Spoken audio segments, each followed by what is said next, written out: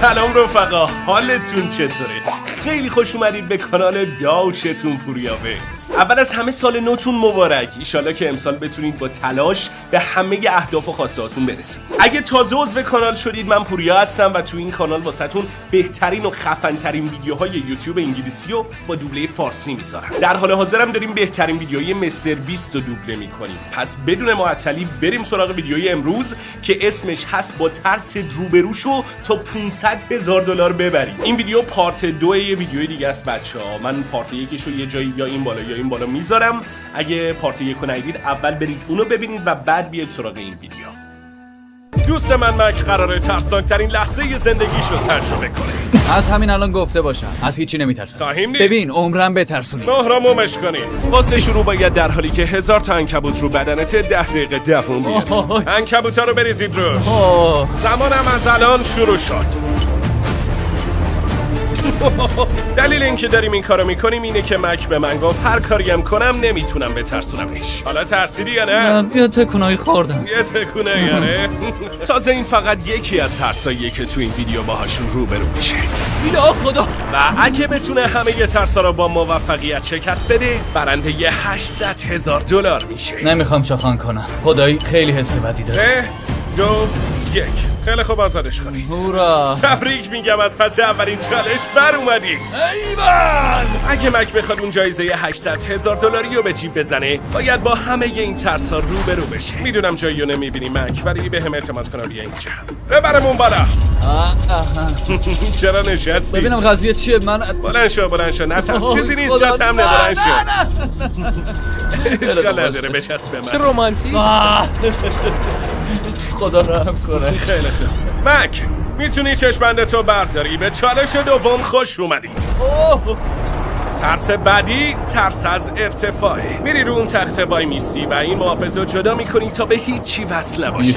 بعدش اون دکمه رو میزنی یا از ارتفاع 60 متری سقوط میکنی و با اینکه زمین رو نمیبینی باید به اعتماد کنی که چیزیت نمیشه. نه امکان نداره. خب معلومه که دارم میلرزم. قراره از اینجا بپرم پایین، اونم بدون هیچ محافظتی. نره. خب حتی نمیتونم زمین رو ببینم. مراقب باش. بذار اینجوری بگم، با اینکه زمین رو نمیبینی ولی بدون خیلی بالایی. یا خدا. فقط کافیه حفاظتو باز کنی و اون دکمه رو بزنی. خدایا چه گیری کردیم. میخوام صاف تو چشام نگاه کنی و راستشو بگی. بگو ببینم اون پایین وقتی پریدم یه چیزی هست که منو بگیره یا نه؟ آره، یه چیزی جلوی سقوطتو میگیره، مطمئن باش. خدا. حالا دیگه رسما به هیچی وصل نیست. باورم نمیشه. اینم از محافظ. خدایا خیلی خطری میزنه. مجبور نیستی بپری.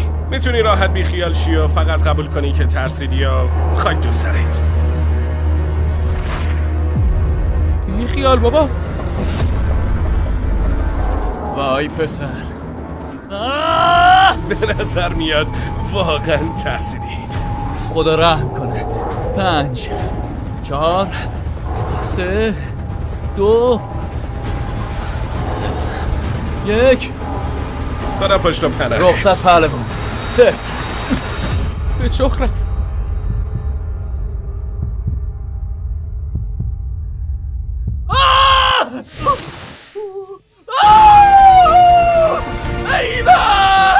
باورم نمیشه پرید. یارو روانیه. اگه نمیدونید این دوست بی کلمون کیه، اون در واقع یه شرکت کننده از ویدیوهای قبلیه که متاسفانه $800,000 تو ویدیوی قبلی باخت. اما حالا اون داره سومین چالش از 6 چالش رو میره تا دوباره اون پولو بچه اون بهتون گفتم این ویدیو یه پارت 1 دیگه هم داره. همین پارتی بود که راجبش توضیح داد. حالا من دوباره میذارمش اینجا. میتونید تو کانالم برید تو لیست ویدیوها، جزو همون دو تا ویدیوی آخره میتونید برید راحت پیداش کنید و ببینید. اما حالا اون داره سومین چالش از 6 چالش رو میره تا دوباره اون پولو ببره. خب اینم از این. از چی؟ چالش بعدی.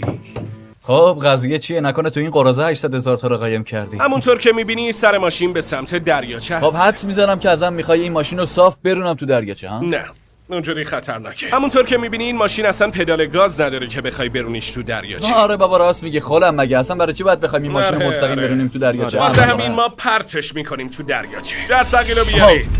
جیمی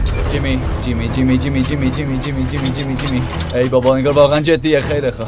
یا خدا. خیلی خوب مک، خوب گوش کن. وقتی بندازیمت تو دریاچه ماشین شروع به غرق شدن میکنه. توی صندلی عقب اون $800,000 که به خاطرش اومدی تو 8 تا کیف